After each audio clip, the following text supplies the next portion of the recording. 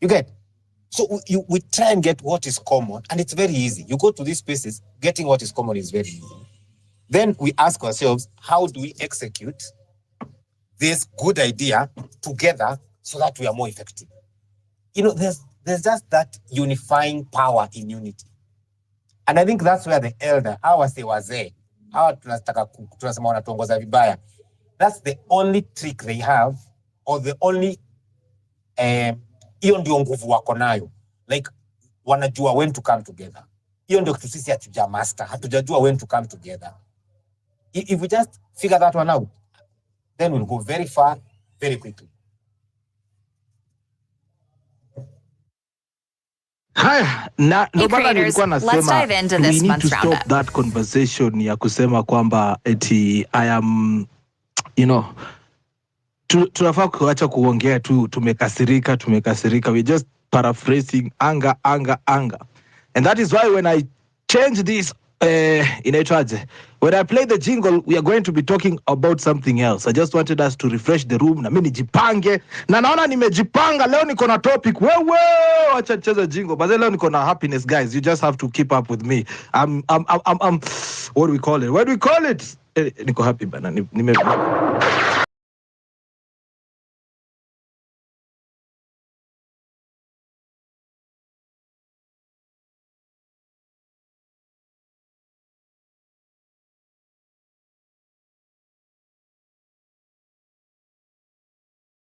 African time, your social conversation spaces. And of course, my name is MCP Peter. Today is my birthday, and welcome to yet another social conversation platform meeting where we going to spend our time for the next 5 hours just dissecting through some issues with matters of state of the nation. Ikiwa kwamba Tuesdays inakuanga ni state of the nation.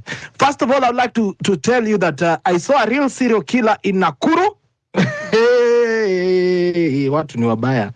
I have never seen a gruesome story like that.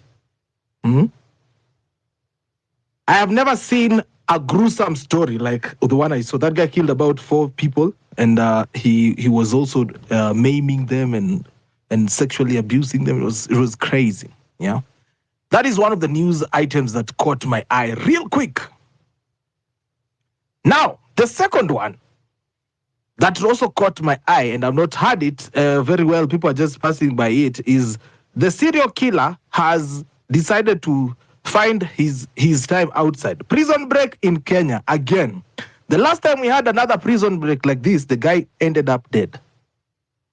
He was picked up. Yes. So that was also part of the news that I wanted to share today. And then something I would like to call a bit weird. Eldoret City was inaugurated into a city last week. I think last week. Last week. And now the deputy governor announced he was resigning. Ayabe, what is happening in Uasin Gishu? I would like to hear from Ayabe shortly when I finish introducing the space. Peter, I'm in Eldoret. He resigned in a club. Club. Ate what? Goja. Club gani? Hey. Wait, alisimama mbele ya club akanani? Alisimama mbele ya Zaika Molaka, mbele ya governor. Akasema mimi, yeah, I think so. So hiyo ilikuwa hiyo siku ama, because there were rumors that he had resigned as early as March. Yesterday. Yenye ameannounce ama yenye alisema, because mnasema kuna yenye alifanya tu. Haya, that is that. Amesema atakuwa na press conference anytime from now. Okay, we will be waiting to hear what he has to say. Yeah? Now, ladies and gentlemen, kama kawaida, hapa hivi kwenye Home Run EPP is supported by you, the listener. If you like what I'm doing, of course, 0721948229 is the support line for the show. Now, as we usually talk about state of the nation, na leo nataka tukue na a very good a very open conversation. Yeah? Very open and very honest when it comes to the state of education in the country. We have been having spaces and talking about CBC. We have been having spaces and talking about university life and courses, the right courses to talk about and pick. Now, there is some new thing that has come, which is called the university funding model. Now, this funding model has what we call the means testing mechanisms. Yeah? Means testing mechanisms, where you put in your parents' details, nini pale hivi alafu it calculates. I would like one person to come and explain to me how that means testing tool is happening. I'm seeing parents are saying wamejipata kwa band 4, band 5. When you're in those band 4 and band 5, you're paying between 50,000 per month and per year, and then to 80,000. Wale wako band 4 wanalipa more, band 5 wanalipa more. So I'd like to hear what you guys have to think about the whole issue here, university funding model. It is something that is very dear. I personally went to university paying 20,000 per year. So I understand now people are going to be paying like 2-3 times more. And what I'm just trying to say is it is not sitting well with me, because mimi mwenyewe nikiwa pale hivi shule, there are people that I went to school with, and they really struggled to raise these 20,000 shillings. Now, if you are going to take people,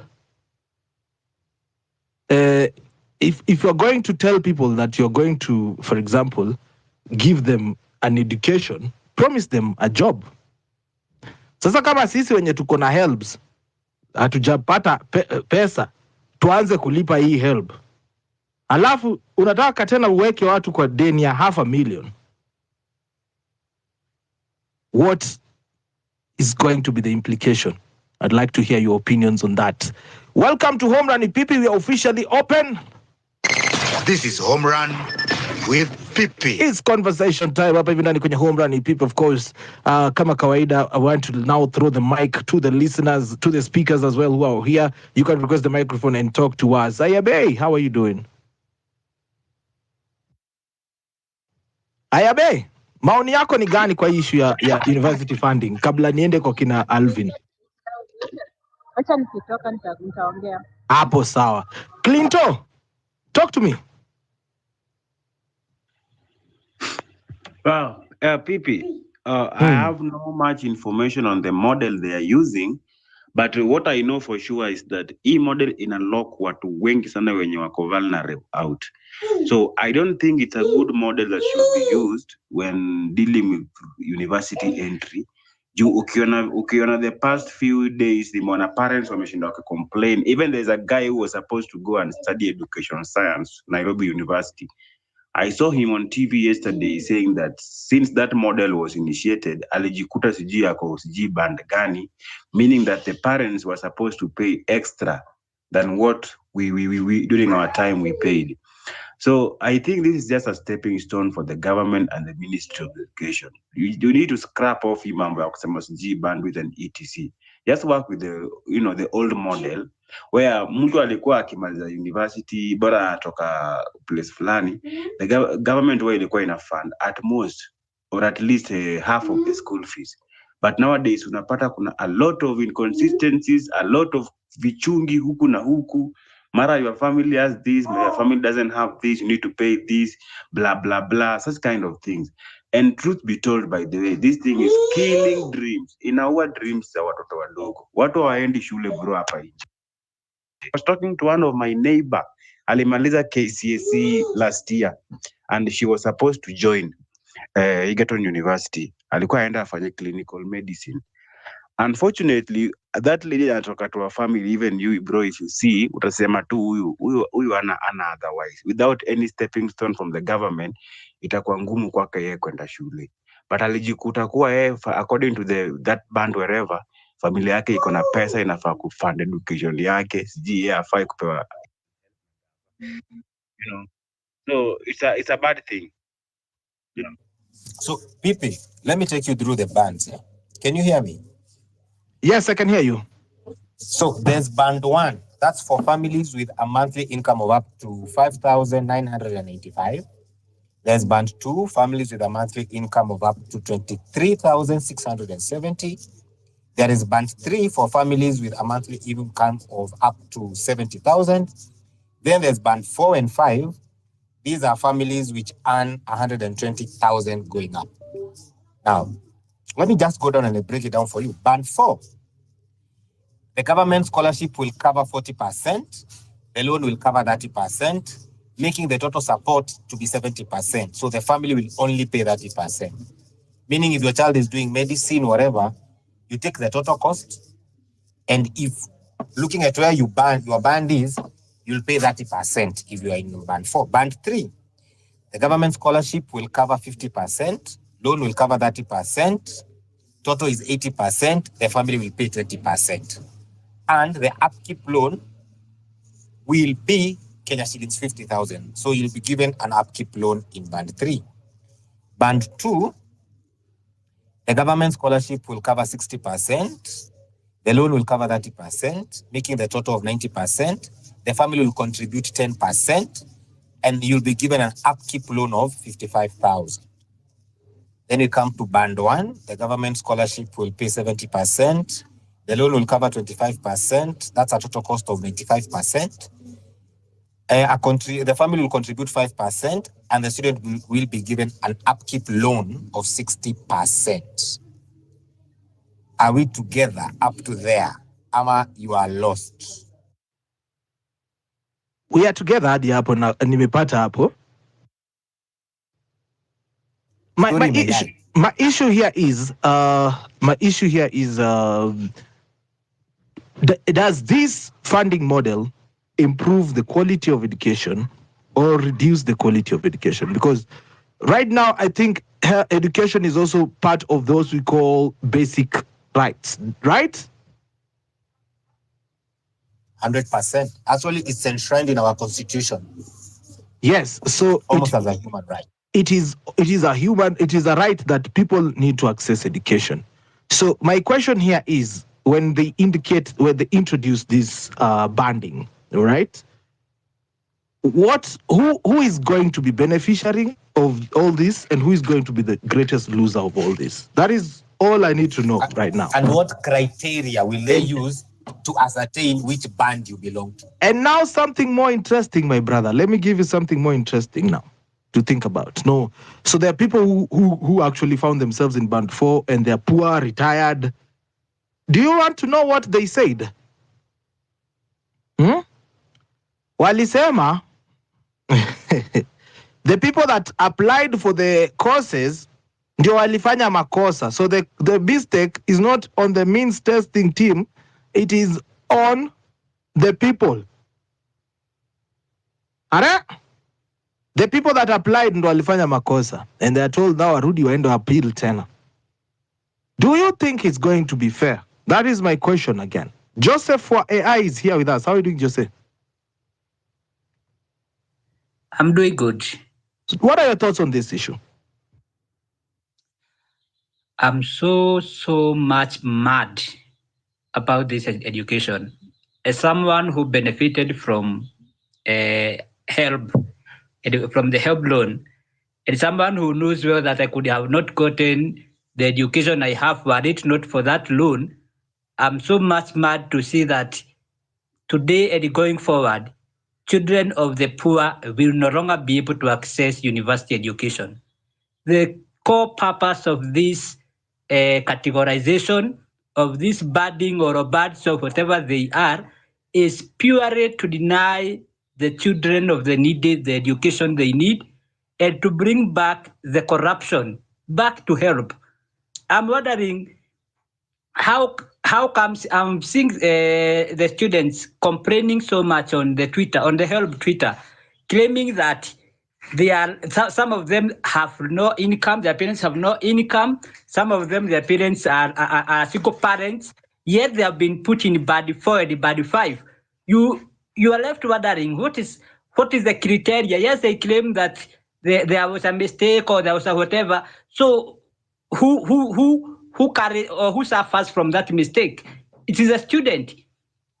It is clear going forward that a student or a child of a peasant farmer a child of a laborer, a child of a poor woman or a poor parent out there, the only course they can afford, if they are lucky to, if they are lucky, are those basic courses, BA and the Bachelor of Arts.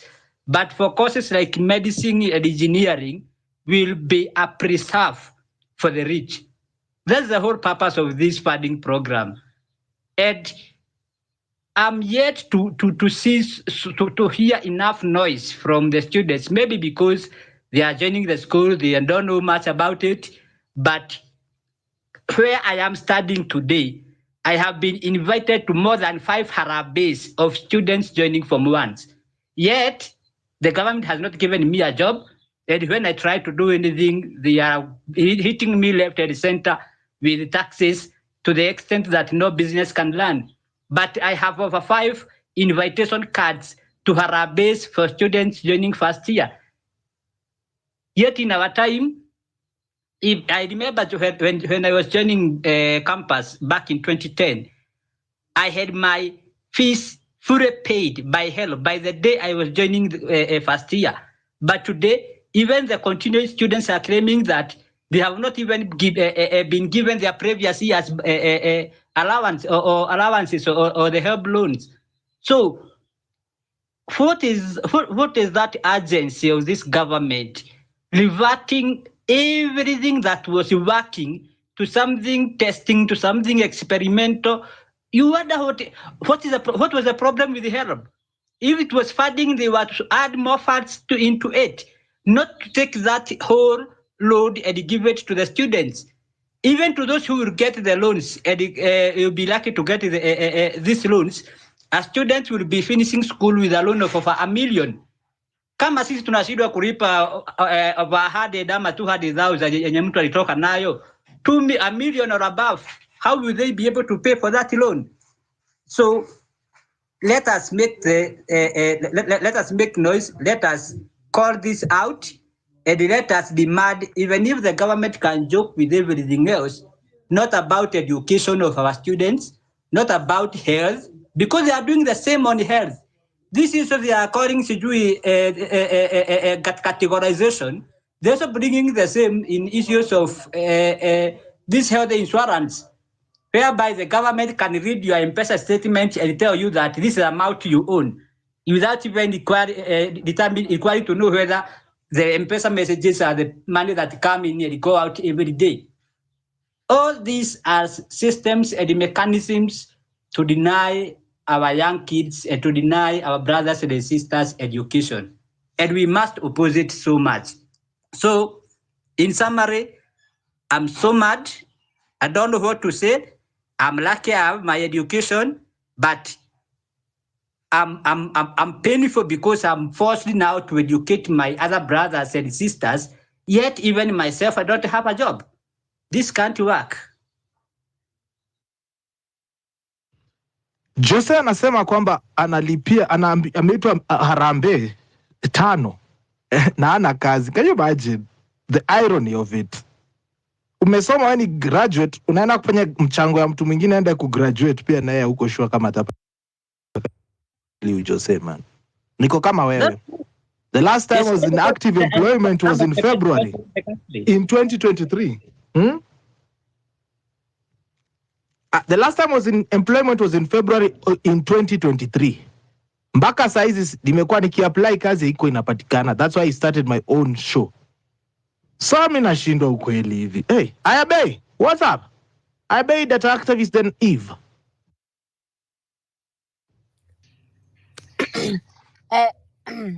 Kuna information nilikuwa natafuta, umeniuliza story ya Wasingishu. I was asking someone mwenye najua ako very close na mtu na ni kama hata yako in shock, amekataa kunijibu. But anyway, maybe akinijibu nitawarudishia hiyo uhondo. Now, story ya university funding. Kwanza, let me start here. You know, they'll start telling you the way, nimeona this thing is pinned here, yeah, that lady, is she a PS? I think she's a PS in the Ministry of Education or something, Beatrice. And they'll start telling you the way the government has been subsidizing sijui nini, so that is why it was cheap. But let's face it, kwanza, private universities have been doing this. And if you were in university back then, you know, hizi ma universities zingine zilikuwa zina most courses, I think basic ones which ni common kama kina, is it the business courses, the teaching courses, hizo zilikuwa I think zina range from 50,000 up to around 100. Hizo ndo zile maybe tunaweza ita kulingana na university. But you could get, I remember even if you're in a public university, I'm sure ulipata watu wenye tulikuwa tunaita SSP. Hey, mi ni mzee guy. Damn. Tunaita parallel. Hey, I'm old. Hao wenye walikuwa parallel programs. And I remember kama mi university nilisomea, hao watu wa parallel most, in fact, I think yetu ilikuwa nzuri, but maybe it's because it was kind of new. Everybody, if you're in parallel, ulikuwa unalipa 50,000. Haijalishi course. But I know also the medicine courses, I think engineering, medicine engineering, your medicine engineering that includes architecture and whatever, hizo zilikuwa at least high kidogo, ulikuwa unaweza pata hadi around 300,000 depending na university umeenda on parallel program or self-sponsored programs. So when the government comes here and tells you at your course costs 625,000, kitu kaa hiyo around there, because I've had your figures zikirushwa around, it is a lie. They are lying.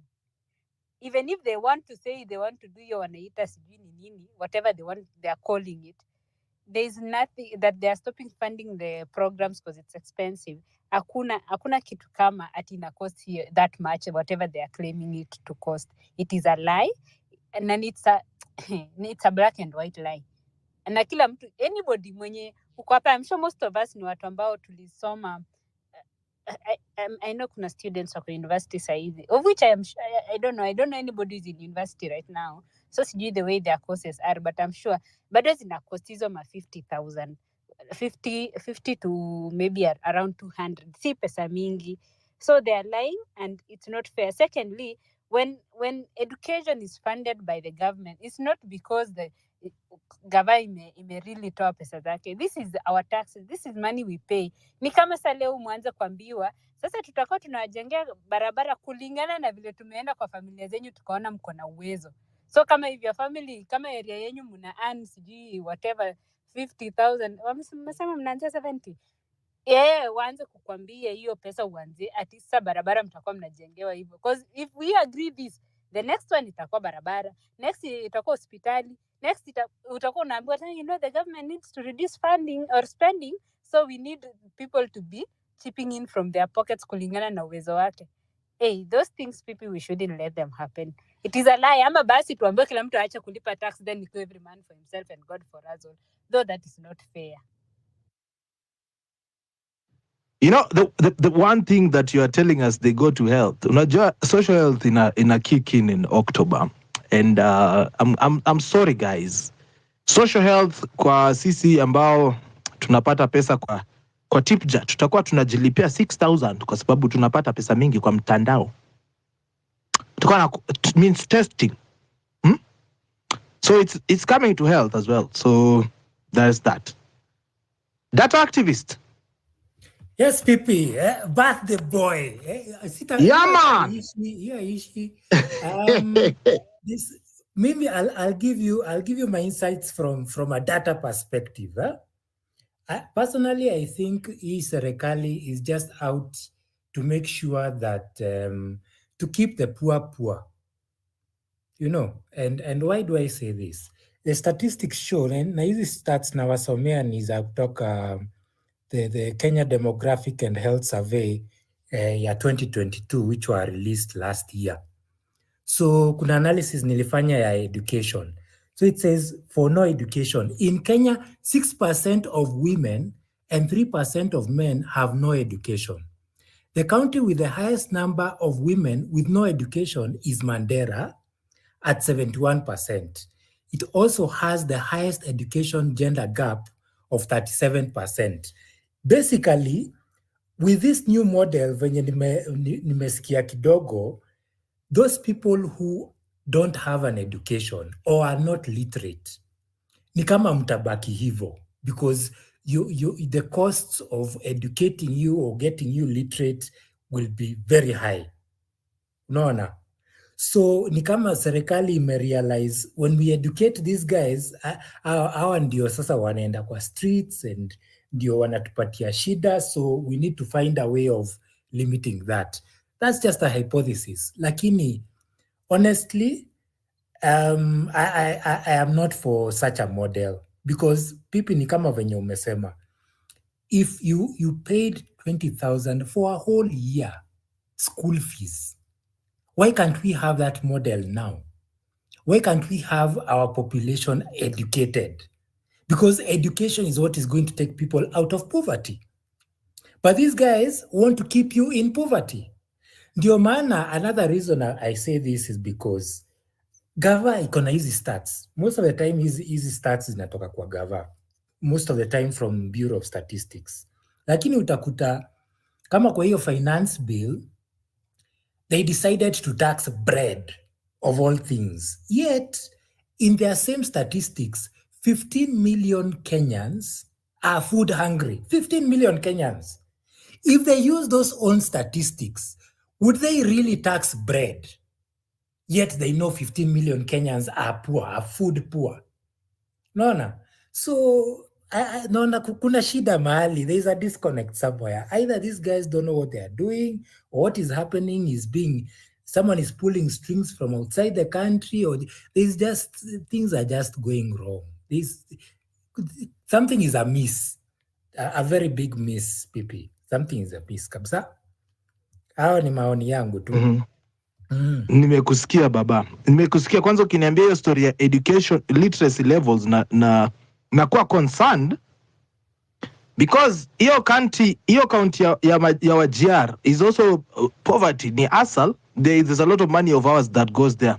Na shule hazijengwi, na zikijengwa there is many people wanafukuza walimu huko.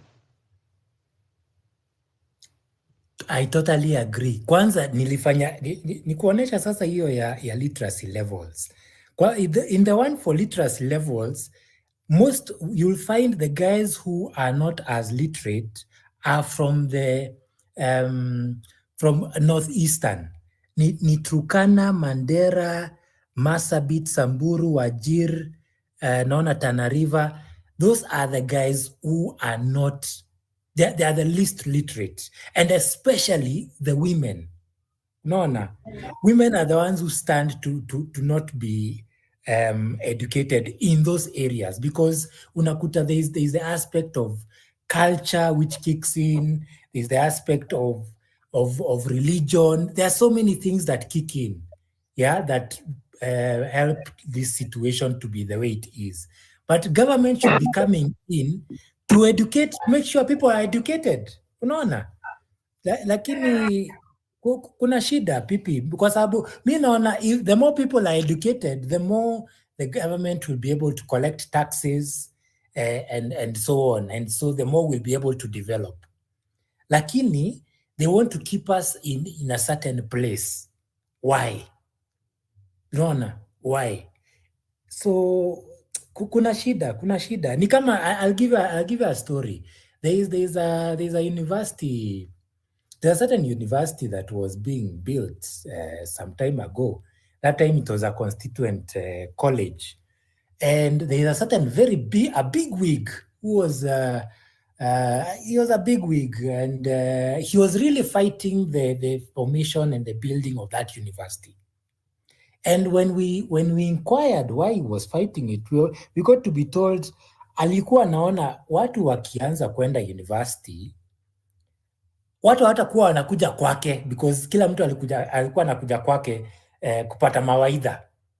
So he really fought hard to have that university not set up. But guys fought even harder, and the university is there today. Sitasema ni wapi juu mtajua ni nani. But I think you guys will figure it out. And that's the mentality that the old guys have. They want to keep what they know. They want everyone to be going to them. Hawataki watu waendelee. So when young Turks start knowing things, and this generation is wanaona watu wameanza kufunguka, they try to close that gap, in my view. Yeah, from my experience when naona. But that's not how things work. Because uko majuu, by the way, what happens is that people want to educate you. Because when they educate you, you become better, and it releases them to get more information to educate people on different things. And ndio maana wanaendelea. Unaona? So I can talk a lot about this, but kwa ufupi pipi, education, I'm really, really passionate about education, and I've seen the things that happen here. And we really need to change the system. Kitu kingine kimoja, by the way, this CBC, in my view, is not, it was not designed for Kenya. It is not a Kenyan system. In my view, 844 was much, much better. And I'm saying that as a person who did 844, as a person who did music, art and craft, home science. Yani mimi najua kushona. Kitu ikiraruka nitashona. Buttons nini nilifanya mpaka tulishona mpaka aprons, tulitengeneza mpaka ile scarf. You know, this system was not, the CBC system is not ours. Wallop niga, ngoja. Mlifundishwa kushona? Tulifundishwa kusona mpaka ile ya kufanya scarf. Class 4 and class 5. Yeah? Kwani mimi niko 29 aje? Kwani hata watu wa 29 bado ni watoto? Yes,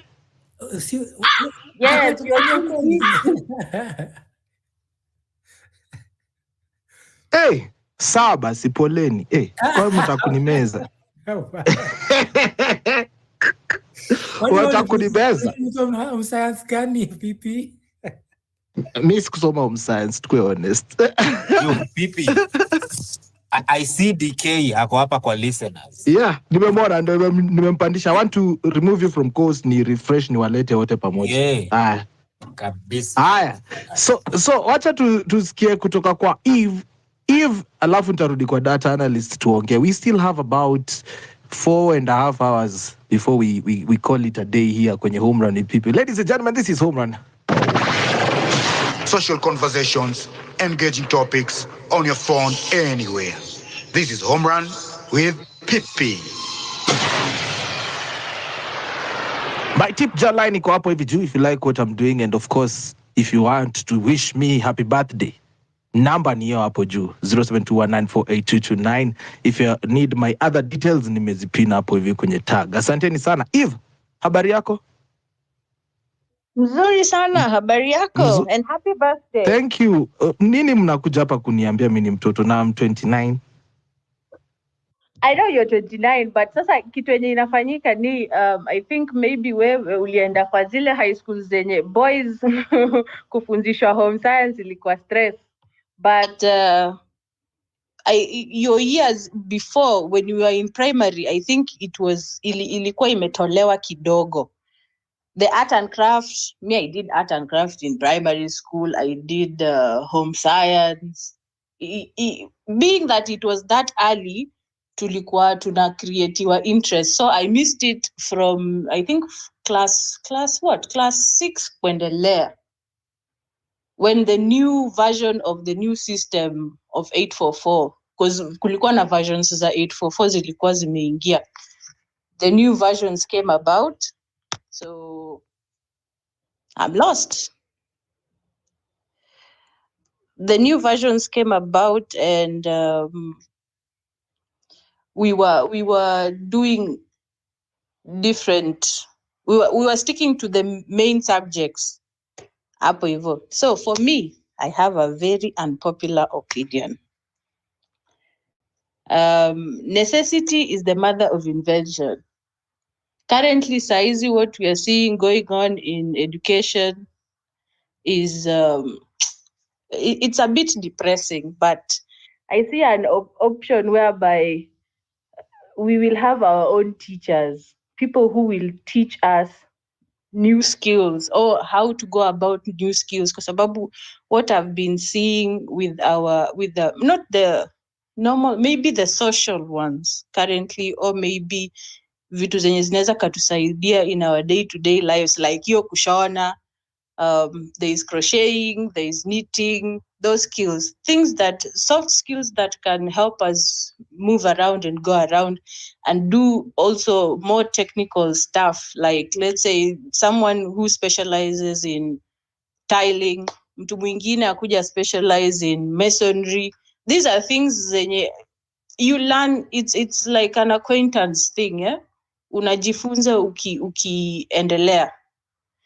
Unaendelea in the process ya kujua kitu, like being a mechanic. Nimeona so very many mechanics learn the job on the go.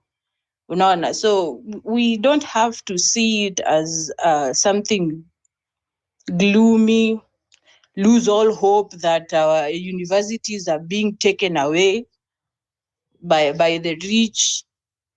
These skills are the only things that will keep us in the market. That one I'm very sure of. It's a very unpopular opinion, but I'm for that. And I think we need to look for a way to develop our online courses, ours as Kenyans, because as Kenyans we know how to do stuff. The only problem is we don't know how to keep it in the internet. We let wazunguzi watufunze, lakini sisi translate in our language also. I think that can also work in order to create to educate more people. We try and translate our courses into something that it's easy to understand. If it's in SWAT, it will be easy. Wenye wamejinini kwa sheng, unaingiza sheng kidogo hapo kwa hizo works.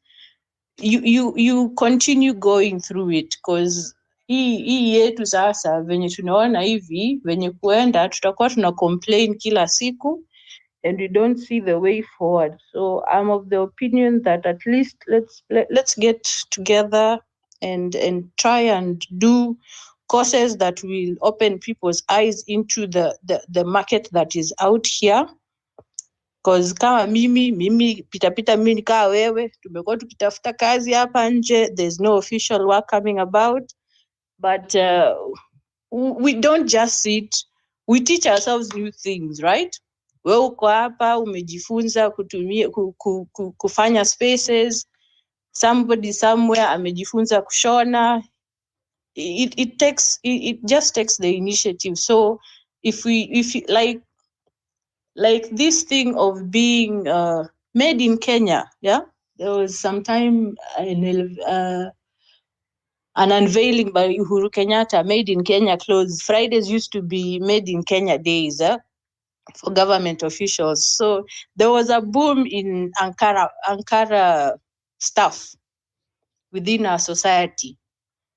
Those initiatives, we took an initiative of that. Me kama mimi, I saw it and I was like, oh, I can buy myself a sewing machine and learn how to sew. So it's a little bit complicated, yes, but we teach ourselves, and we don't have to do it in such a way that we are doing it venye watu walikuwa naifanya kitambo.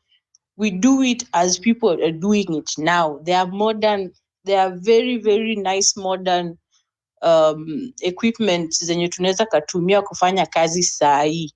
Unaona? Tiling, like let me take for example tiling.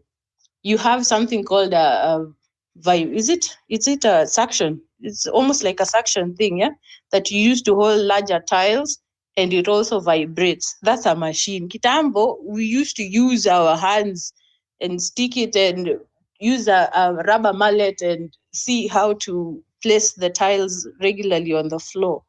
So yeah, that's my unpopular opinion. Mbona unaogopa kusema kitu yenye iko kwa roho yako, unaanza kujitetea kwa mlango wewe? Mbona? Shika hizi tatu. Yeah. It is not it's your opinion.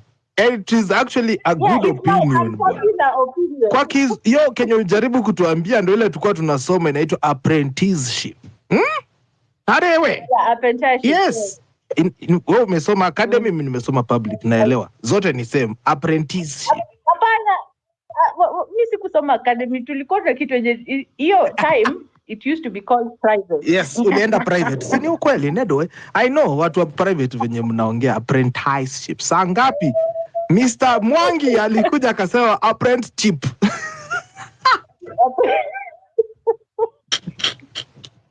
Anyway, thank you so much for that submission, Eve. Thank you. Eve is saying we should now stop going to universities and, attach our kids to this apprenticeship. I want to tell you this. Wait. Sijasema we should stop. I'm just saying it's an alternative. We shouldn't. It's an alternative method, please. Kizungu. Alternative. It's an alternative method. All right. Let's create skilled like Utali. Utali is one of them. Boma is also another one. It only deals in hospitality, yeah? But let's not try and make it broad-based. Let's just know a school. If it's for masonry, let it be for masonry. If it's for techniques in tiling or cement works, let it be for that. Tusijiweke hapa we want to be a broad-based. So you want students who are known for different skills, yet you haven't perfected the coursework to benefit the society of those skills. Thank you for that, Eve. I see the guy that has been mwanampotevu alikwenda kwa baba yake apewe mali, alipopewa co-host yake akaamua ahepe kazi. Ni aje DK Gift? Buda, mi hata nikwambia hii sijua hata nikupewa kidole ama ni nini. Unafaa uwekea ile wimbo ya finally free. Wow. Basi nimefilika nitaibakala kidube mtu wangu. And you know the funny thing is this. Jana I listened to the entire bloody show. The entire show until you closed. And I could see you telling me you're not seeing me the whole time. And hakuna kwanza especially kile time Mbogo alikuwa hapa amewasha moto, nilikuwa sikia kanitalia. First of all nilikuwa nataka kukua hapa hivi kwanza ni mzime. It was really bugging me. I couldn't understand what the hell the guy was talking about. And then I was already now pissed off that my space couldn't work. Then today, same thing has happened. I've been on one space earlier today for a couple of hours and I had no problem at all. Then I finished, nimetoka, and I'm ready sasa wacha nikuwe exactly on time 4 p.m. nishakuja kukutafuta. Manze ninangoja tu hapa mimi sikuoni. But it has taken me reinstalling. I want to uninstall my app. For anyone who has gone through that here before, please just uninstall your app, install again. That's what Pipita helped me to do and I was able to come back. But all in all, poleni nimeanza na kelele. Let me start by wishing the main man a happy birthday. Pipita, happy birthday to you. Cheers to more life, cheers to everything that you're doing. Hoping all the best for you in the next year that is coming as prepare to hit the big 30. 29 si mtoto sana lakini mtoto kidogo. Nitakueleza kidogo kwa nini ni mtoto. But for everybody else who's listening, thank you so much for being here, and it's always amazing to be a part of this and the discussion. Today's discussion, you may hear me not say a lot. It is on being the education sector is not something that I've dwelt a lot in regards to research on it, university funding, all that, how it goes, and CBC. For a couple of reasons. When it comes to university, maybe I may be called ignorant, but I think over the years I have missed to follow on the conversation a lot because personally, I never went to college, I never went to university. I don't know, maybe I became ignorant because of that ever since I finished high school. Unfortunately, school fees was a problem for me, so everything that I do as a career is completely self-taught, and so over the years I've not found myself around it. As for CBC, Thank you, Anthony. Thank you, Eve, for that. I am a creative design. Check out my profile and feel free to hit up with me. I'll show you my work. As for CBC, I may differ a little bit with that activist, not because I know a lot of detail about the CBC, where it was borrowed, the epitome of it, where it came from, all that, but just because of one point. And I say this as a parent who's having a kid who's walked into CBC. I have my siblings. I have one of my sisters has a child who's also gone through CBC as well. For me, I think the part that I love a little bit more about CBC and like what we went through in 844 is I feel like it makes the parents a bit more involved in the education process and in the education of their kids. I'm a millennial, a bit somewhere mid of a millennial. I'm 35, so I think me and Eve went through the same system that she's talking about, where 844 had a change somewhere in between. So Pia Mimi, up until class 5, I did do home science, I did music, I did arts and craft as well. By the time us guys were getting into class 6, 7, and 8, the system had changed from the 8 subjects to the 5 subjects.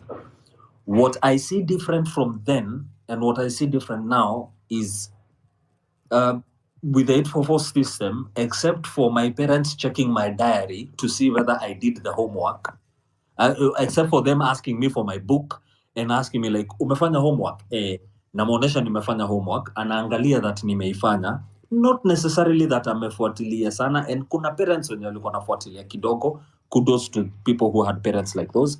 But the bigger chunk of us are those who have parents who they typically just checked the books, checked you have homework, signed your diary, and that's it.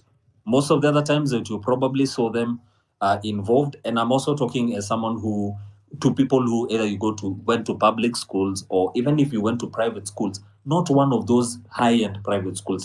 There's some those of regular private schools. And you'd see that parents were not as involved in the actual activity that was happening at the time. I remember doing the arts and crafts and the projects and the like and etc and all that. And even though once in a while I saw my parent come help me, hakuwa ananisaidia in the essence of helping me to understand whatever the hell I'm doing. For me, it felt more like they were providing me with the item that I was told in school that I need to buy or go find clay. They help me find the clay. I sit down and I figure out the rest. For CBC, I feel it's a little different because I have seen parents who are having to be involved in whatever the hell their kid is doing. Ameletoa project home, kuna project and involved doing it with parents, kuna project and involved doing it with the rest of the family. And so you kind of see the parents have to be involved in the education, whether they like it or not. The other second part that I feel could work, it has a bit of a relation to the guys who had the older 844. And I think maybe Anto could be one of those guys who got the lack of doing it all the way till maybe class 8.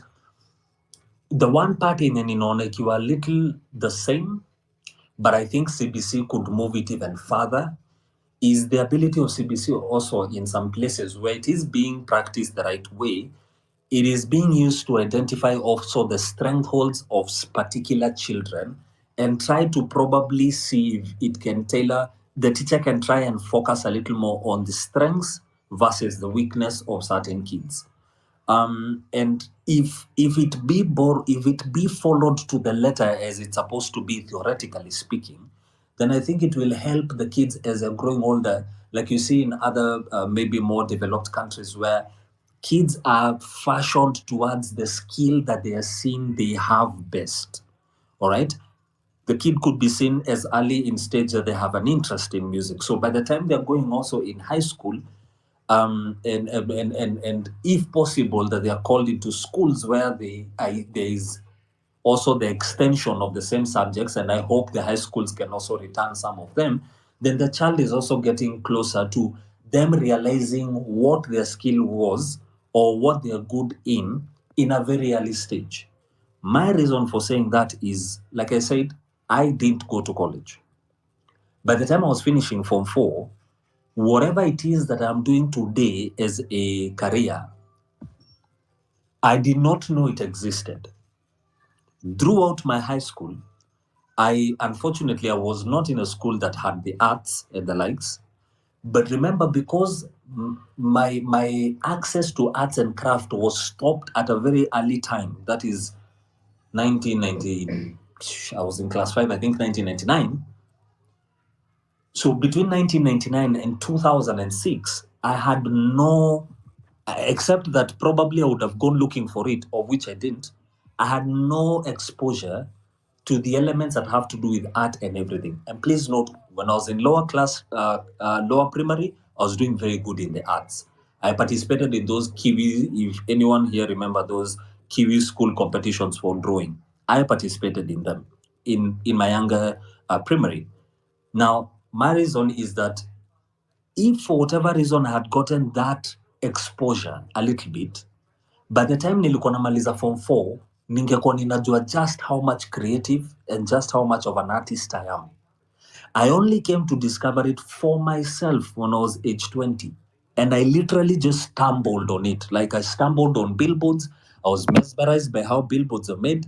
I went doing my own research. I found YouTube. I found Photoshop. And the rest is history. All right. I think if our education system can start trying to borrow an element and a system that allows to discover what kids are good at as early as possible, also be able to champion technical skills that kids may have and may portray even from a young age, it could change the role, it could change the subject so that kids when they're leaving the school, mtu hajaamini tu that ataenda either apate job ya accountancy, ameenda kukuwa banker, ama ameenda kuwa daktari, ama ameenda kuwa nurse. If some of those things zianzwe mapema kidogo, then by the time mtu anatoka hapo, anatoka akijua hata anaweza enda create their own business. All right. So I could be wrong, and I've said there could be other people who are much more education experts than me, and I'm happy to be changed for to hear a few opinions here and there. But from my standpoint, I think our education system, be it primary, high school, or university, it needs to start embracing the ability of one, exposing kids to more technical skills from an early stage, and two, nurturing whatever has been seen from an early stage also through the education system and not just from home. That's what I'd say right now until the here PP. But like I said and like I started, happy birthday to you, and looking forward to more on this conversation. All right. Thank you, Just to Kaka, for that. to add on what you were saying, your aspect here, teaching kuweka wase watoto wa learn technical skills at an early age. Some of us went through it. He went through it just, I think the art ile yake ya kujua art, that drive, unaona, having to stumble upon art at the age of 20, but still having that drive that, okay, fine, I can do this, I know how to do this. Unaona, it was taught at an early age. Like me, I had my dad used to be a math geek, yeah, math, physics. He was my primary source of learning math and physics. I gained my love of math and physics from him. And it was taught at an early age. My mom used to tell me every single time that, your dad form 5 and form 6 alikuwa anafanya tu math, physics and carpentry.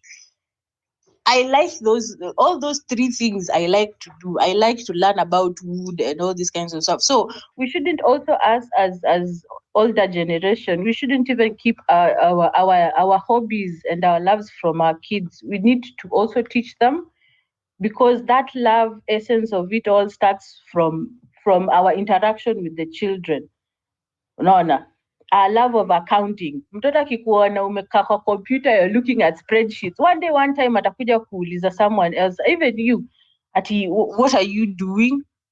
Just because he sees you're passionate about this thing, that's how it continues. That's how we teach these people and this society on what they need to pay attention to. Currently, saizi, I don't see that happening. No, I don't see that happening at all. Even in our education is old. Let me just say our education is old. Even the things we are teaching our kids are currently not what the society needs right now. Like for me in university, I did interior design. And interior design currently saizi hiyo time venye tulikuwa tunaanza kulikuwa na industrial sewing machines. Sisi bado tulikuwa tunatumia the mechanical ones. The industrial ones zilikuwa zinawekwa kufanya kazi za shule sasa. We were not being taught at that time using computer aided design. It was in its prime. I think by then tulikuwa kwa Archicad 15. From all those versions of Archicad, we are 15 going to 20. But in school you're not being taught that thing. You're taught unawachwa wewe ndo ujifunze the software, unaona, and it's not progressive. Our education yani is not being progressive in so very many ways. In the medical field, how many discoveries have come up? Ziko mingi, but we are not teaching people. People are writing papers left, right, and center on every single aspect of health, but none is being adopted in educating people that these researches are actually revolutionary, but none of them are being taught in our classes. So our education, me personally, there was a time we used to say 844 is next to the Japanese form of education. We were ranked almost the same as the Japanese one. But I think where the Japanese one ilikuwa inatushinda was how they could need their kids on skill basis for them to actually isikuwe ngumu kwao kuingia kwa economy as they finish the education, their educational term. And ours, yes, it used to instill our values in us and all these kinds of stuff, but pia it used to lack that transition from education 844 all the way into you becoming a responsible citizen and starting to work for yourself. We never used to have something like that. I think it's also because of the Japanese culture. They have a hardworking culture that us we don't have. Rona, our education doesn't have that. I know data action. Yeah, I'm not a data analyst, but I see it from a different view, more of the social aspect kind of view. Our education is not progressive at all. New systems are being taught. Are being taught online. Like now we are having a conversation like this. You say something that I don't know, I'll go research it. Unaona? That also the same thing when we were doing, let me talk about me as me when I was studying interior design at that time. When I was doing interior design, the only CAD aided design software I knew was Archicad. Currently, Saizi, I'm expecting that in the classes that these new students are going to, they learn SketchUp, they learn Maya, they learn Archicad also, and all these other ones that are able to depict space, come up na concepts very fast. No. DK can attest. When Photoshop came about, Photoshop was the prime photo editing software at that time. But currently, Saizi, there are so very many. But we are not teaching this. There's Affinity Photo that is doing the same thing. Photopea, that's a web-based app, it's doing the same thing as Photoshop. But we are not doing that progressive whereby we are letting these people know that these also are options. You need to also use this. This is also an option. You need to learn about this. No, it's so limiting. I can also tell you about my sister. She's in carpentry school. I usually tell her that you don't need to go to school to learn carpentry. Carpentry you can learn via YouTube. That's what I usually tell her. Because sometimes they're being given projects and they're told to use hand tools. Yet for me, I had purchased power tools. They're in the house sitting. She can use to learn. No. So it's a huge problem. with this current generation. It's very, very bad. But let's not lose hope. Eve, I totally agree with what Eve is saying, and sorry, Pipi. I totally agree with what Eve is saying and what DK said. What I really like about CBC is that it is practical, and guys get hands-on skills. And trust you me, that is one of the best things that can happen to anyone. I'm speaking from, in my experience, most, if not all, the jobs that I've gotten are not because of my papers. They are because of what I can do. Because the interviewer says, there is the machine, ukiamusha hiyo machine, you come to work tomorrow. It's practical. Because papers, yes, you may have papers, but can you get the job done at the end of the day? Can you get the job done? And that's the most important thing. Na hata majuu, most of the time, they don't care about the papers. It's about getting the job done. That's why you find guys like Google, Microsoft, the big techs, for example, them, they don't care whether you have a degree. Can you program? Can you do the job? Yeah. And like Eve is saying, is this curriculum progressive such that it nurtures that skill, that competency from the beginning and grows it? Yeah, so that you end up being a professional in that area, the way they do in Western countries. They determine what your talent, your skill is, and it is grown. You find somebody becomes even a professional tennis player. You become a professional runner, because they have realized that this is your talent from early on. Then it is grown. You see, the challenge we are having with this system is that I think they initiated it too early. How are they testing it? How are guys growing it? How are they, there are so many kinks along the way. And those are the challenges that we will see an impact badai. I saw an article some time back where I think it was written by one of the VCs, and he was saying how nowadays we don't have university professors in Kenya. Guys, the universities are supposed to be doing research, yeah, and developing our own seeds and testing our own diseases for this country and doing our own research in the universities. Yeah, that is not happening.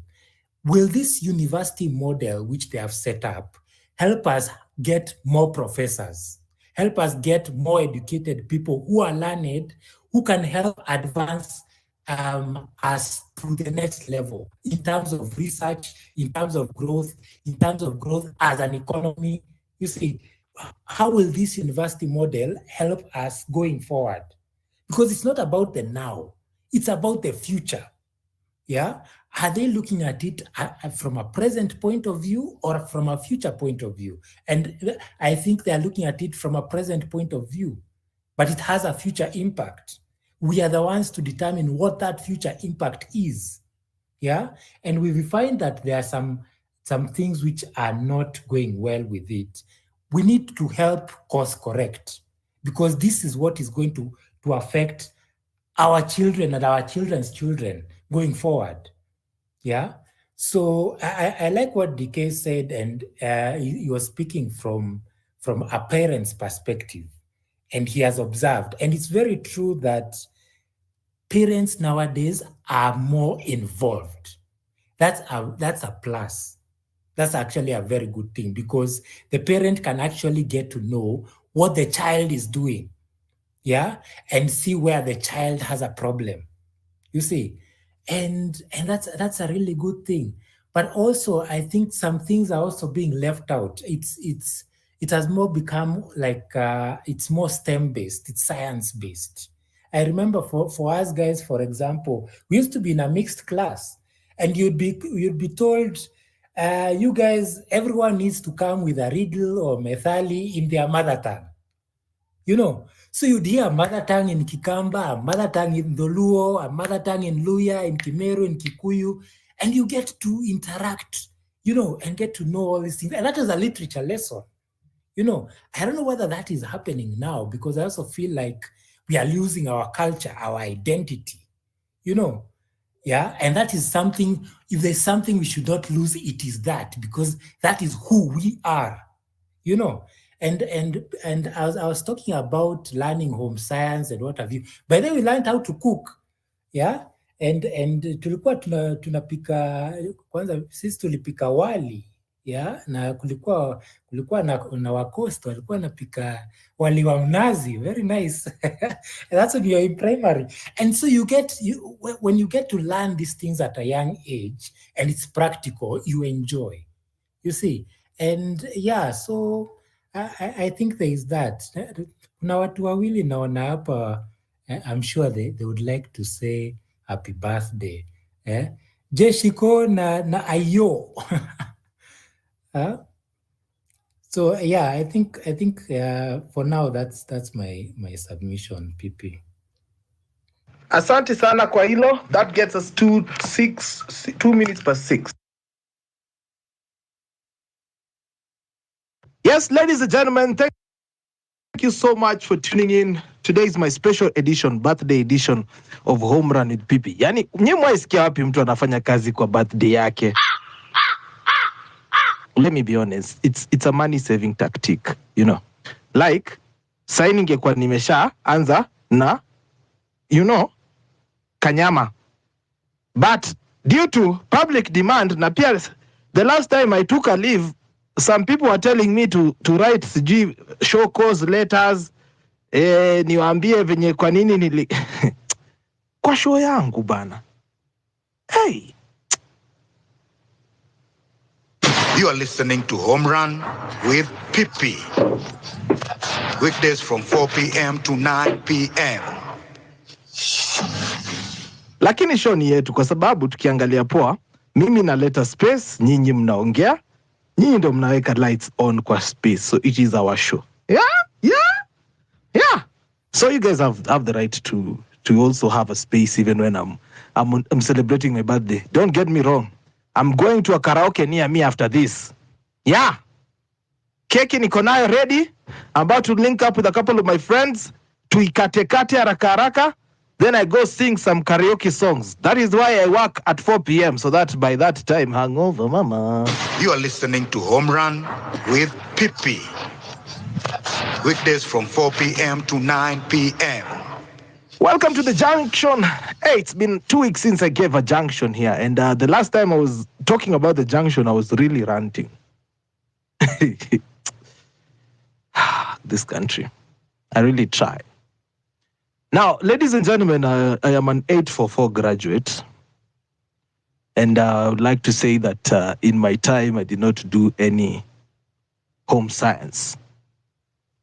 And before that, I would like to say 844 graduates are the most socially ill-equipped in terms of work. Now, I want to talk about my talent today, because today is my birthday. I want to give you my story. I started school in a school called St. Stephen's. Nataka niwapatie tu historia ya mashule za. Nimesoma shule watu wangu. Sasa hivi nimeanza kuongea sasa hii, by the end of the junction bado sitakuwa nimemaliza shule nilisoma. So I started at a school called St. Stephen's Academy in Voi. That is where I got my basic class 1 education. Then, due to unavoidable circumstances, I moved back up country to a school called Churches Junior Academy. Oh, class 2 nilisoma Heroes Academy. Then nikaenda Churches Academy from class 3 to class 5. Then the teacher there decided, he will become a mafia. Alikuwa akiingia tu hivi anaanza kupiga mtu, anapiga mtu. So I decided to abscond school. Don't get me wrong, all this time top 3. Kuna watu wanasema hawanisikii. Anybody else who is going through that? Dike unanisikia? Tunakusikia vizuri sana Pepe. I think Ras G mic yake iko na issue, acha tu tumuondoe kwanza. Now, as I was saying, Class 5 nikaleta kichwa ngumu, nikapelekwa pale hivi kunaitwa nikapelekwa shule inaitwa St. Peter's Elite in Gilgil. I'm trying to find my former primary schoolmates, by the way. That's basically what I'm doing. Hakuna any message hapo. Yeah. So through this time, I think I was just about 0 to 11 years. Now, as you all know, adolescence kicks in and and life changes. Now, this is where it gets interesting. When it gets to class 6, I get moved from St. Peter's. I get moved to a school called Naivasha Boys Boarding Primary School. Ile ilikuwa concentration camp. Watu walikuwa nakula Colgate. Mtu wangu. Tulikuwa tunakojoa mpaka unatengeneza barabara. I had a bedmate mwenye alikuwa anakojoa kitoka juu, inapita yule jamaa mwenye ako chini yake, inampita inaenda chini na inatengeneza River Jordan. And I'm not kidding you, and all in a night's work. Why am I saying Naivasha bana kuna baridi, ukifikiria kwenda choo heri mattress iumie, kwani class 8 ni mbali. Ai. So that was one of my saddest lives. Yani kama kuna time I hated it was in Naivasha. That was when I was about 12 years. Sasa makosa ikafanyika. Bwana wa kujinyonya midomo alias Bwana Mwai wa Kifake akaamua kuiba kura. Chani kunywe kwanza funda, because that is where the story gets thicker. So tunafika pale hivi 207. By the way, hiyo shule yetu kulikuwa na very few activities. It was either academic funkies ama uko kwa kiti ya Mr. Gadhogo ukipigwa viboko kwa sababu umechelewa kuamka dawn. So there was very few. Na lakini tulimba Golden Bells. Oh my God, tulimba sana pale. So because Kibaki aliiba, we had to employ austerity measures. So I was in Naivasha boarding, and I was in Naivasha boarding mpaka class 7, and then I had to move. Nikapelekwa sasa ile ushago inaitwa Hispania Mixed Primary. Huko sasa nikaenda nikapata Malales. So remember, umetoka kwa private school, iko near public private school, yani iko na boarding school bwana, ukiwa class 7 wewe mtu mbugi. So they get to a primary school where there are different genders, male and female, of course.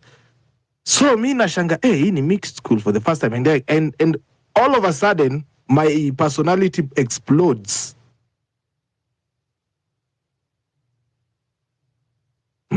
My personality explodes. Now I'm a very loud, lively person. Niko kwa kila class, nafundishana hesabu, you know. I am making jokes and people are laughing. I discover that I am also very funny when it comes to accents, you know. I can imitate people. Yeah. And that is actually how I discovered that I have a public speaking skill. Now, this is where it gets more interesting. As a kid, you expect your parents to look at you and tell you that your talent is good. But because now I'm being brought up by, I don't know what do you call them, Gen boomers or what, that now wanaona huyu kijana ni adolescence inamsumbua. So I used to get a lot of beatings in class 8. Because music festival, Nico. Sports, Nico. Drama, Nico. Okay?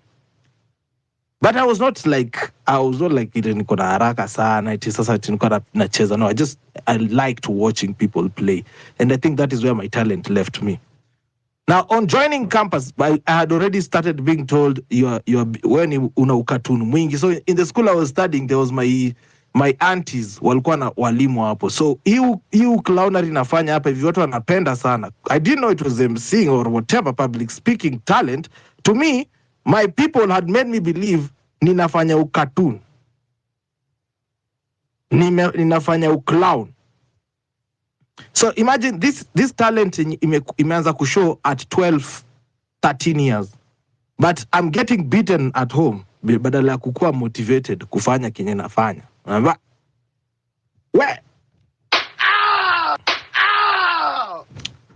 So when I go to high school, I discover that I love public speaking. I joined journalism club. Within no time, I'm on the news. I'm reading school news, Pale V. I did that all the way to Form 4, even in my other school. Really loved journalism. But when it came to the time of applying for that, and this is for all these parents also listening here, because I've had people complaining about, watu wanalipa nini. But do we talk about what we do for our kids? Like, for example, your kid tells you, mimi siwezi fanya Bachelor of Science, Education, sina hiyo uwezo, but you tell them, go do it. And that is how I found myself doing a Bachelor's of Science in Mathematics, a degree that I came to struggle with because I had little to no passion with. Now look at it.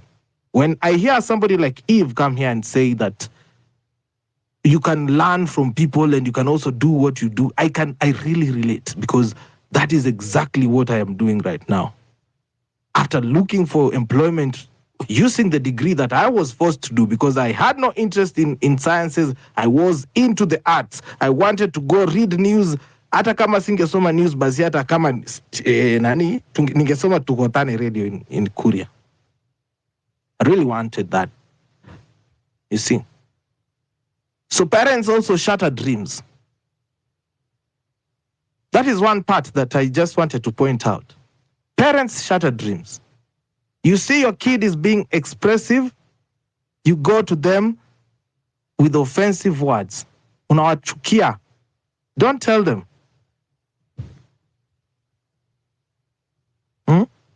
It's so painful, by the way. So now I have to learn how to host spaces and also, maneuver. When I go to radio stations, I'm being asked, PP, where is your documents? I have a Bachelor's of Science in Mathematics. Tupo mbali sana, because I don't understand the basics of, normal journalism. That is time wasted. Yeah? That is time wasted.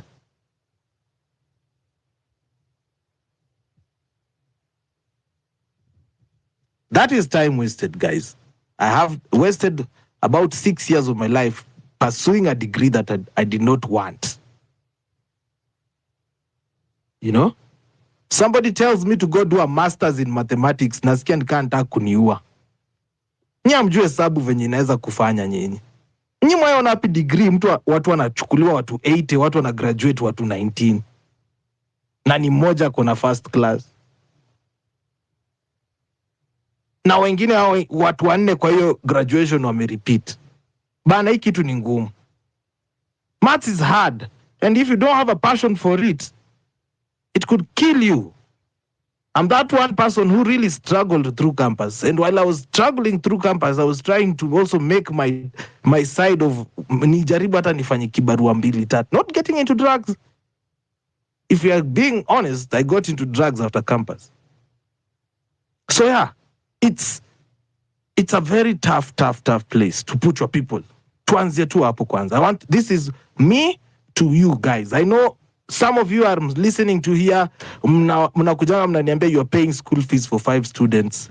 Kindly, mtoto akikwambia hataki kufanya a course, usimfundishe, usimwambie tienda ufanye plumbing. Wewe enda usome hiyo plumbing. Mnashangaa mbona watu wanapeleka degrees nyumbani, eti where are your documents, ziko home, because they don't use their documents. You hear DK gift here, and he looked at his talent, took his talent and moved with it. So parents, siblings, firstborns, wacheni kudictate kenye tutasoma shuleni jamani. That is how you're wasting degrees and lives, and then you're saying, oh, people are jobless. Some of us are jobless because we are not looking for jobs. Some of us are jobless because we are looking for jobs, but the jobs themselves are not even. Imagine, I went to my lecturer in third year, nikamuuliza ukweli ninafanya Bachelor of Science Mathematics. Acha ni watu wenye wanawaambia hapa hivi sio, you can get that side. Nikamuuliza what can I do? Lecturer sasa, mjue. Lecturer akaniambia eti hata mimi sijui. Sasa utaenda mbele ama utarudi nyuma? Lecturer wako wa Bachelor of Science Mathematics amekuwa akisimama mbele yako a whole semester, and that fucker does not know where you can work. You can work at a bank. You can. So Pia, I hope you guys, as you're complaining about the school fees, you're also talking about this side of courses. I'm not going to talk about the university funding model because we all know people have come out and complained about school fees. I've worked in a university, guys. I'll tell you this. When it comes to that university funding model story, it boils to two sides. And that is what I will end this junction with. I'll tell you the truth of the matter. Universities get money from the government, just the way counties get money. Earlier on, education was very expensive. A course would go from 80,000 to 100,000 per year. So that is when I think Ibaki or someone came over and decided to reduce the prices to subsidize university fees. So what happens if DK gift is taken for a degree, for example, a Bachelor of Science in Education, okay? Akichukuliwa kama student of Bachelor of Science Education, if he pays 20,000 per year, the government is supposed to send 100,000 to DK's university's funds kitty. Unaona? Now this other 20% yenye 20,000 yenye DK analipa, it's about 40 or 20 to 30,000. DK could go and take a HELB loan to fund this. So the government is funding uko nyuma the curtain. Now what was happening is DK pays their school fees, but the government does not send the money. Nataka tu reason kidogo kabla tukue emotional pia. So the DK analipa school fees yake, government haina nani. So universities like the one I was working in had over like 500 staff. So the university is supposed to pay this staff from their account, not from the government's account. So pesa inatoka kwa account ya uni.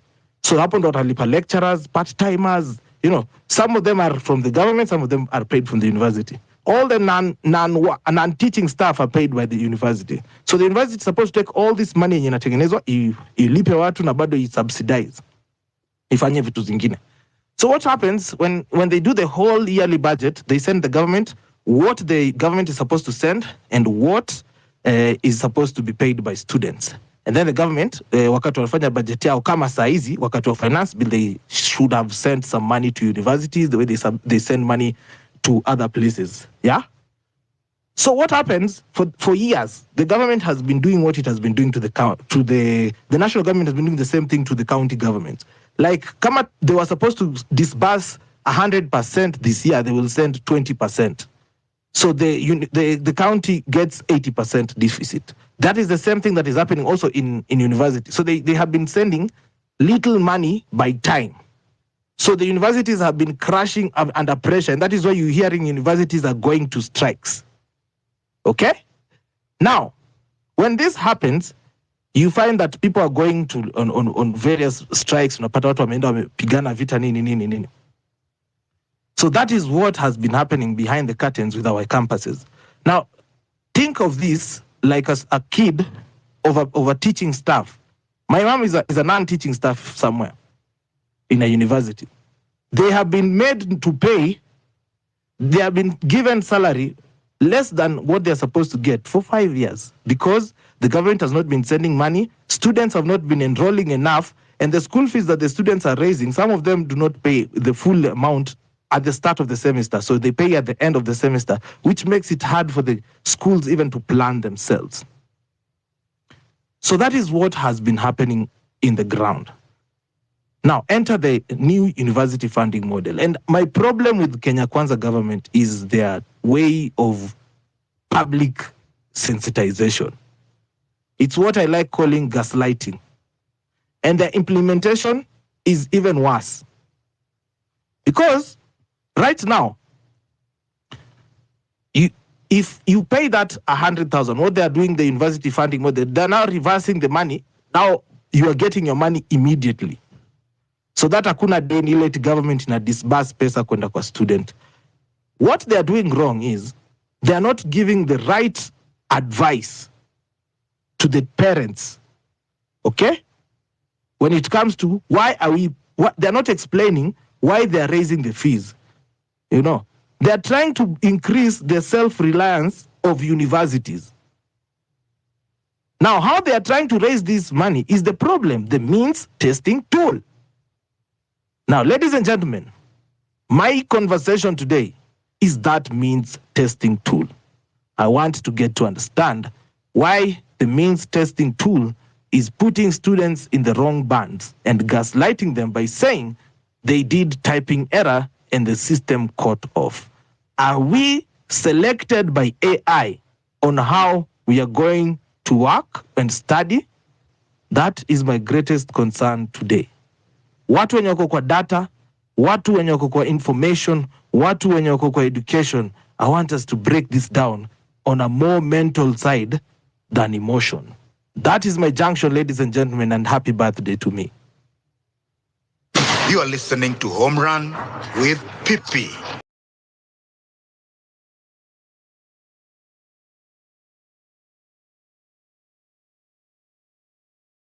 My junction for today, that is basically what I talk about at 6 p.m. every day on the topics of the day. I had to start with my small history so that you understand how much passion I have with education and what it means to me. And of course, Home Run with Pippi is supported by you, the listener. On the pinned tweet, there is a number where you can send in your support and also gifts. It's my birthday, guys. I'm turning the last year before I enter the third floor. This is Home Run with Pippi. So for someone who is on the fourth floor, I want to talk to JM. What is happening on the other side of the... Sorry. So you call me when I'm having lunch, so I'll respectfully apologize for that, but I will contribute. But I mean, that was a really good presentation, and happy birthday to you, my younger brother. Thank you for the work you do. I think this is phenomenal and extremely important in the way you've highlighted quite a number of issues, right from what we study, where that is going to lead us to, and of course, the models that deal with, the payment of fees, what loans you come out with, and how long it will take you to even repay them. I think that's a very good, presentation. I greatly appreciate you. My passion for, students and people that are interested in studying, especially in colleges. I think it's one thing that I always admire.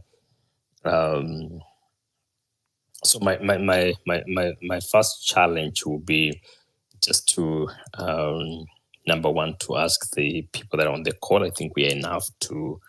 It's enough people that we can buy you a cake.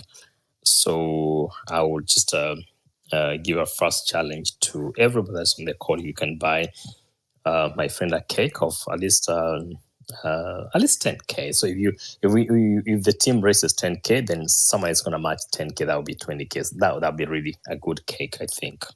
I don't know who makes cakes here. And then we might have to buy from someone. Maybe Jay Shiko might have to be selling us a cake for this birthday.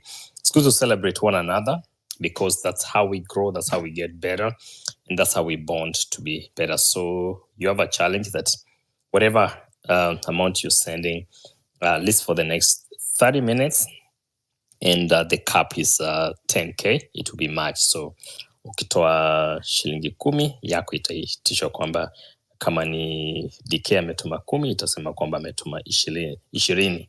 Sorry, my Swahili is really not always that good, but I try. Yangunila, when I use it, you can tell my accent.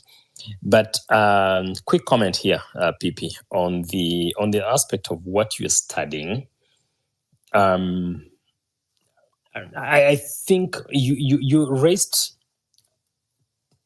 extremely important aspects of what we need to address as people, where I think it was let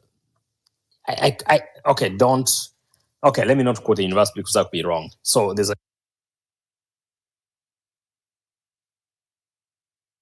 that's indicated that the way the Ethiopian model of education is being refined is that they are emphasizing and ensuring that they stick more to 2-year colleges, because there is no evidence that you need a 4-year college to perform the duties that we do that improve human life.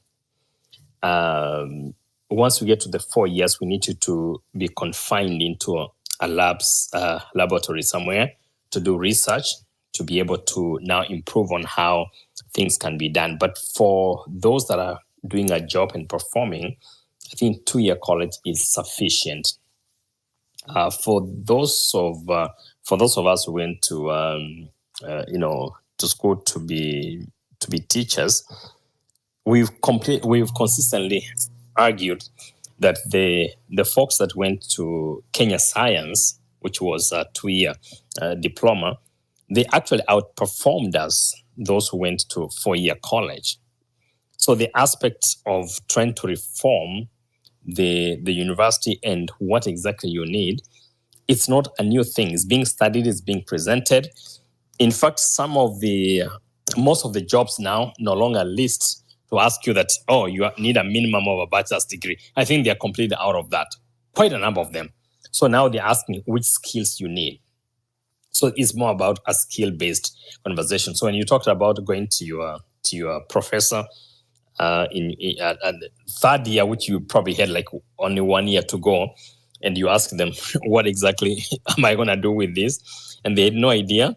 I can tell you they had no idea from the beginning. So they were just teaching for the sake of it, but nothing in mind of what you're going to do with that degree. So we have to start thinking of like exactly the money that we are paying, the passion that our students have, and what you're going to study. How does that match? And that calls for a lot of orientation from at the very least at the high school level, by the time you get to college. Lastly, we need to have a level of diversification. We have not diversified our universities for sure. So such that the way things happen is that if you go to, for example, you get admitted to study Bachelor of Education, call it math at the University of Nairobi, and you will have to be taken to, I think, Kikuyu campus. If you go there for 1 semester and you realize you don't like it, to change is a nightmare.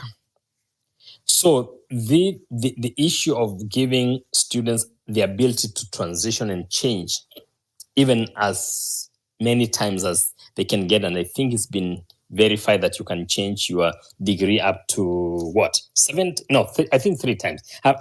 I'm losing my math here. I will let people clean up later.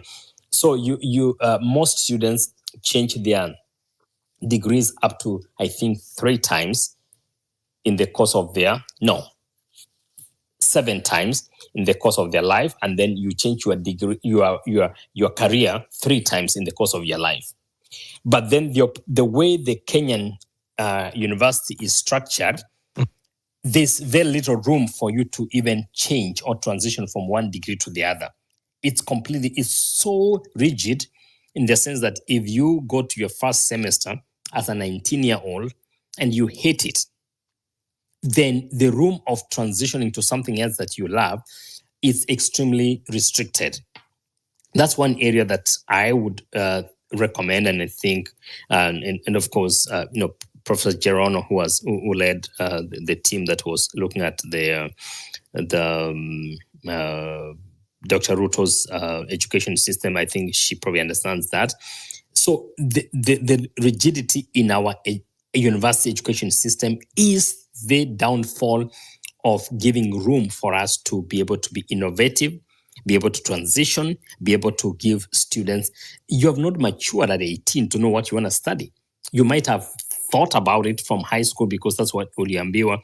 Ukichagua hivi, ukipata grade fulani, utaenda kufanya medicine, nini. But that level of being given the flexibility to transition is one area that is needed. So I will end at that, but I think powerful presentation, PP, and I love it as always, and I appreciate you. Thank you. Thank you. I don't know if DK can hear me. DK? Yes, I can hear you, but Akiamungo have not heard JM. I didn't want to distract him, but unfortunately I didn't hear JM at all. Yeah. Very, very, very, wacha tu nitakwambia vile amesema, very powerful submission. Wacha ni nani kwanza. I want to switch to a data plan because I'm seeing there are people who are saying they cannot get me, and I want to let everybody speak. So just a minute. Okay. You can refresh the room while I do that. What basically my brother JM has said is that he's going to also match every tip that is going to be delivered between now and 7 p.m. So that is the one.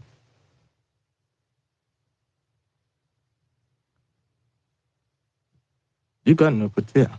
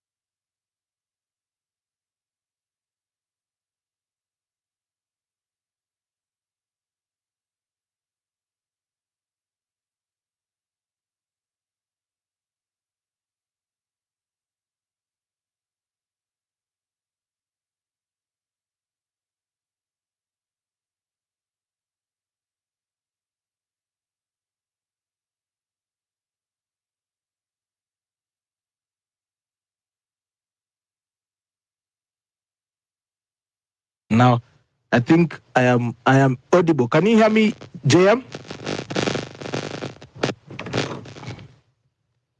Yes, I can. We can hear you now. We can hear you. We can hear you. Good. Yes, thank you. Yeah. I had to change to data because now Wi-Fi misbehave. Watch to restate the place. This is Home Run with Pipi. Ladies and gentlemen, we are here on Home Run with Pipi kama kawaida, and today it's my birthday. Yeah, I had to point that out. Na unajua hata sasa mtu akifika miaka kama hii yangu, one more year niache celebrate birthday. So nianze kwa the humble background my kid will be talking about on Spaces. Atakuwa nafungua live anasema humble background is where I come from.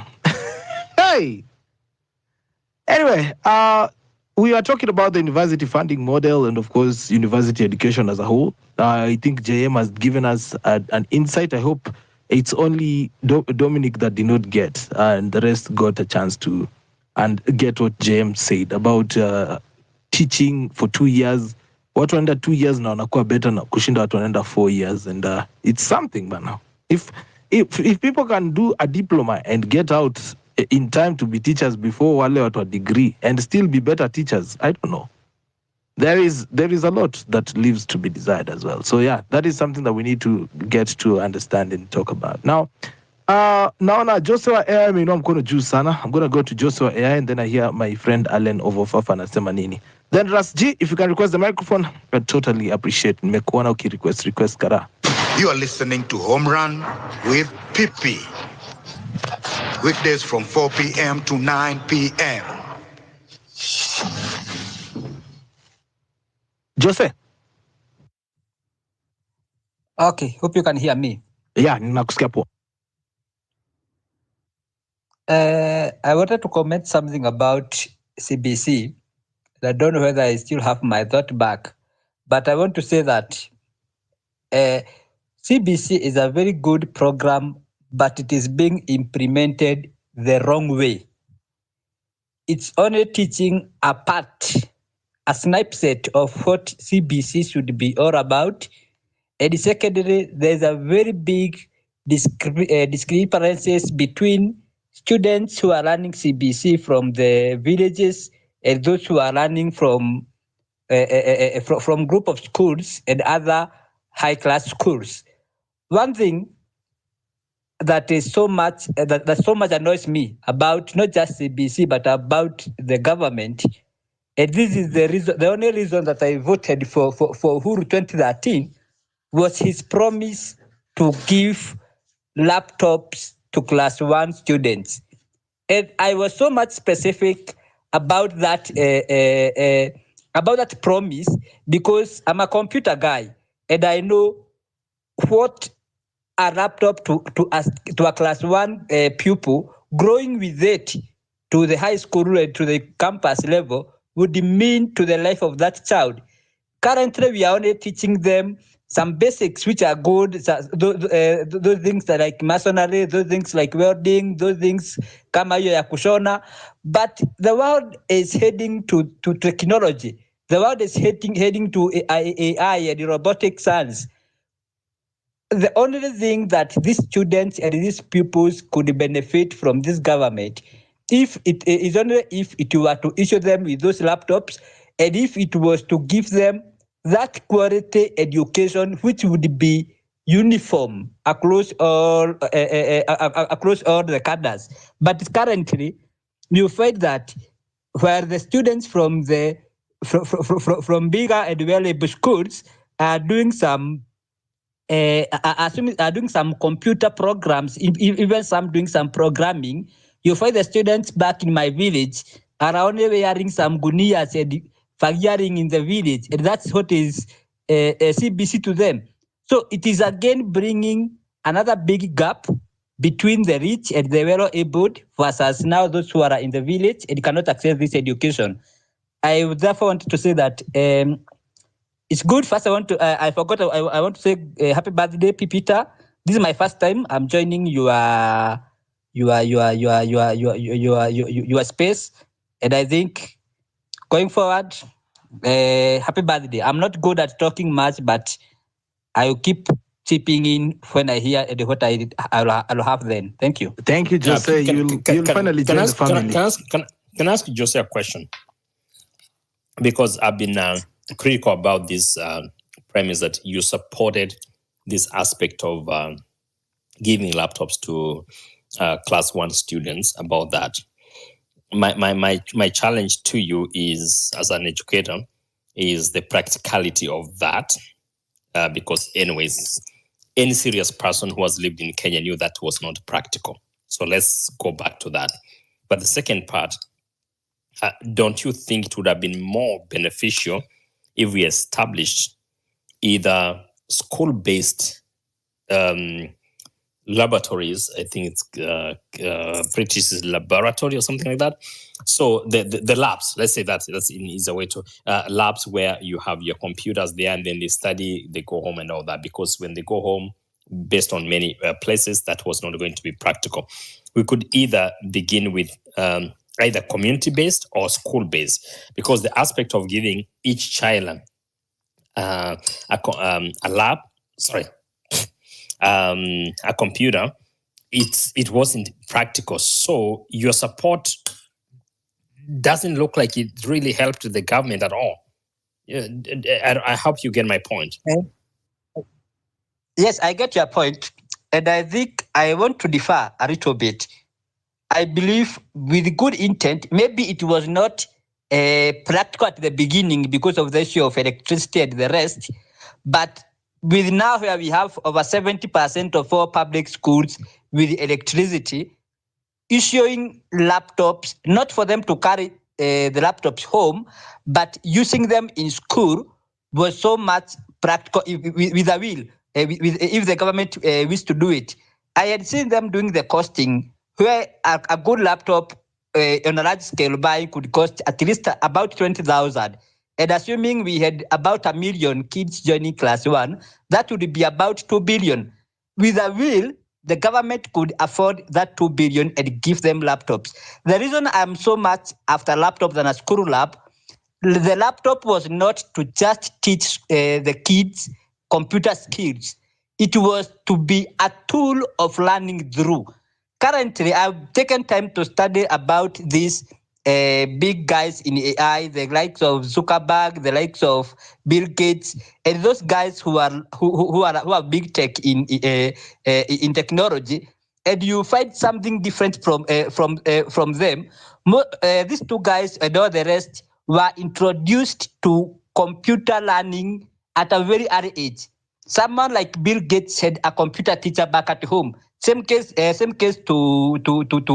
Zuckerberg. So if these kids were to be given that tool and they have the syllabus, learning everything through the computer, they would be prepared to where the world is going. Because most of us here are earning what we are earning in one way related to what we have learned from computer. I myself saw computer first when I joined campus, despite being the course that I took. If I had been introduced to these computers at an early age, the way I took long to learn and to try to implement what I learned would be a very different case. So I believe that maybe Jose, at first Jose, 1 year or let 2 me years tell you, would not be let possible. me say this. This is my last comment. Again, sorry, Pipi. What would be the purpose of sending a student to carry computer or a laptop home when you know very well that those are possibly computer literate, can afford their own computers at home, but giving it to every child and everybody that will take it home, they'll just take it home and come back, either for many purposes of no electricity, no sorry to say this, no tutor, someone that can guide them through that computer. And then I've never found the economic benefit of that policy that you want to give every child a computer and nayo nyumbani. But if you have it within a setting where they can be taught with a very qualified person, you're able to supply electricity, and if there's no it's no electricity, then of course you have generators and stuff like that, then they're able to access that, and all of them will be equal. But the ones that, like Pipi's child, that can afford it, they can have their own at home to have an additional practice.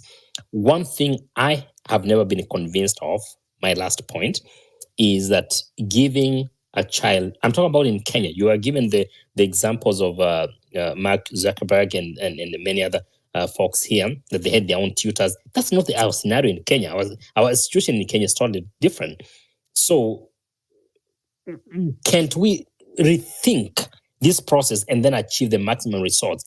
That's where my CBC, my understanding of trying to be digital and everything, it ends at that point where there is so much disparity in the way things are done. People talks about, oh, my mom is a professor somewhere, my dad, whatever. I grew up in Nakuru. That's not the language I speak. My mom can't even speak English anyways. So how do we really bring that society together? I hope you get my point, and I guess I will switch back to be a listener at that point. But I think we are speaking the same thing. I agree with you, and I think we are speaking the same thing. The only point I wanted to insist is that the students were to be given a laptop as a learning tool through it. Maybe they could be handed in a school.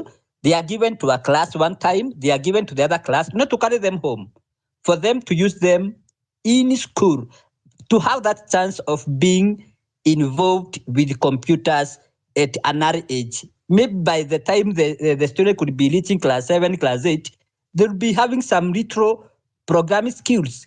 Today we are having all students in those privileged countries like US and Europe learning programming at an early age. Maybe it is not possible in our case to have them do so at home, but in school, it was possible to have a computer literate teacher teaching them in school and giving them those laptops to interact with, at least to start getting involved with the things of IT and the rest. But I think you are agreeing most of it. Thank you. Haya, asanteni sana kwa hilo. Hey, Allen Overfafa, how are you doing? Yeah, I'm doing well, brother. How are you? I'm doing amazing kabisa, nimechangamka unajua. Najua leo ni siku yako. Last time nilikuwa nimenuna lakini sasa niko sawa. Nzuri. So yeah, first off is to wish you a happy birthday, 29th birthday. Second thing, Nico, this university funding model. Well, the idea behind it, well, Simbaya, but we really have to look at is this thing practical in Kenya at this time? Of course, as PP has explained, staff need to be paid. And also, we should also have development happening in schools or rather in universities or colleges. Well, first of all, I'm a lecturer. I teach public relations and middle and ethics. And to be honest, we are not paid what is supposed to be paid. Some of us haven't been paid for nearly a year, okay? With the hope that maybe it accumulates one time that will be in lump sum, but we never know. So the thing is, if we dare look at how universities are run, there is a lot of corruption just inside these universities. So one would ask, yes, people are paying money. For instance, in the school that I teach, yet with the majority, I'd say the majority are self-sponsored students who used to pay nearly, let's say, 100K per semester. But still, you'd have lecturers not being paid, and you wouldn't see any development happening. So you'd ask, where is this money going to? I remember that same university also built a gate for 15 million Kenya shillings. Gate tu peke yake, 15 million Kenya shillings, which if you do your math, that gate wouldn't cost more than 500,000 Kenya shillings. But then no one would talk about it. So we have to interrogate very well, as much as e-pesa inaenda kwa government mara moja, but we need to ask ourselves, where will this money go to? Because there's some teachers or lecturers who haven't been paid since 2016 till today, 8 years down the line, as much as we have private sponsored students in universities. So we really need to interrogate, because this could also be a scheme to siphon money out of parents, but at the same time, someone else will be benefiting, because that is a culture which Kenya we have developed. They bring something which looks really good, but the intention is not good. Yes, it's a really good idea, but is it practical? Well, majority of Kenyans don't have that money. I saw a video of a parent, luckily his kid was picked to go and study medicine in Nairobi University. But even after him getting the scholarship, he's expected to pay over 200,000, which he can't afford because he's a boda rider. Not that they don't make money, but in reality, they won't be able to make this money and pay. But in the former model, the parent could have been able to pay for this fee, comfortably. So I think our leaders, as much as they may portray themselves as being very visionary, we have to be very practical. We should not compare ourselves with first world countries and try to fit in their shoes, which clearly we can't fit in. But I think we should take a step at a time. We should first fix the systems that we have. We find the loopholes and fix them before we try to dream of very big things, which in reality can't work. But the thing here with this university funding model, there is something big behind it, and it's corruption. Money will be stolen big time. And the reality is they won't care about it. Thank you, Pepe. All right, thank you for that, Alan. I see James Polymath is here with us, and James, Yes, PP. habari ya leo? Mzuri kabisa. Talk. Kuna challenge fulani nimepewa hapa hivi na JM that he's going to be All matching. right. Can you hear me? Yeah, I can hear you. Yeah, so JM has given me a challenge here and has said that he's going to be matching the tips between now ilikuwa 6:30 mpaka 7 up to 10k. Sasa ni kama JM is getting away with everything. Yani he's not going to put hata kitu hapo. So guys, ingieni pale hivi kwa tipja msupport ndo tu JM is going to be matching the tips that you're going to be receiving today. James, talk to me. Back to you. Sorry for that small interruption. All right, no problem. So thanks, PP, for this wonderful discussion, and I am listening to the conversation that you're having about the university funding model, and maybe I'm also here to get. There was a conversation that you were having just slightly before I tuned in. I found you almost winding up. Maybe I'll have to listen, and then from there I can be able to put my points across even at a broader. All right, and I also support the idea. There was someone who has raised the idea about a laptop, and JM also trying to see sense how maybe it could have worked. Maybe I can just put my 2 cents about the same. So I think laptop for kids was a brilliant idea, just as Jose wa AI is trying to explain. And the only challenge was just the implementation and maybe how the laptops or for me I understand is like the iPads, the kind of laptop that they had, and I think we could have had a problem of charging the same, and because not all villages have electricity. But when it came to school and the school was the one to be the custodian,